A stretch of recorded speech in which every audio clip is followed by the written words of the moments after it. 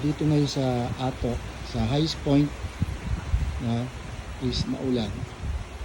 Kaya itong bundok ngayon is hindi mo siya makita dahil punong-puno siya ng fog. Ayan siya. At yung fog na yun, humahalik sa aking mukha.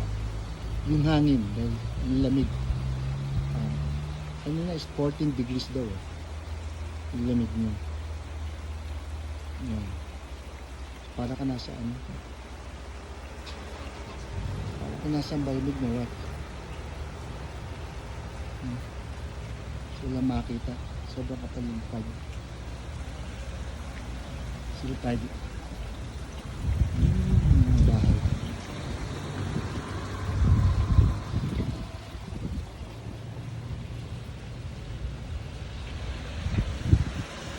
Yung pasada. Napag din. Ayan. So dito sa highest point, ayan, medyo maambon-ambon ngayon. So ayan, mafag na naman. So dito namimili kami rito.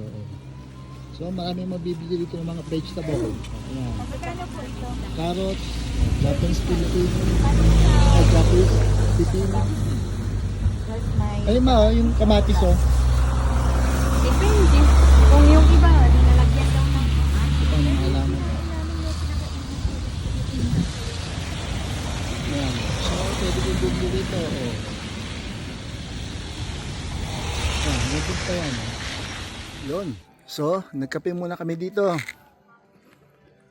Ayan. Kapihan.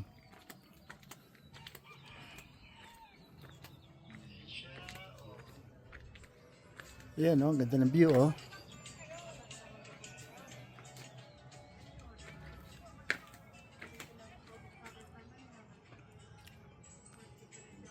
Ayan yung mga fog oh. dinaanan natin kami. So doon tayo galing kanina. Doon kami galing kanina. Sa highway na yan ha. Ayan. So ayan oh. Hanggang doon niya, pataas siya doon. Nakapila yung ano. Kita-kita Taas. sa ano Oh. mahal. I-close up mo yung mga sasakyan doon. Nakapila. Traffic ko.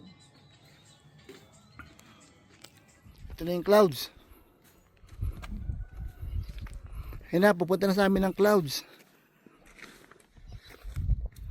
Ayan. So, you are now standing at Mount Oli Summit, 7,900 feet above sea level. Ayan na siya. Ayan o. So, mas mataas pa kami sa ulap. Ayan o. Zoom natin. Mga bahay.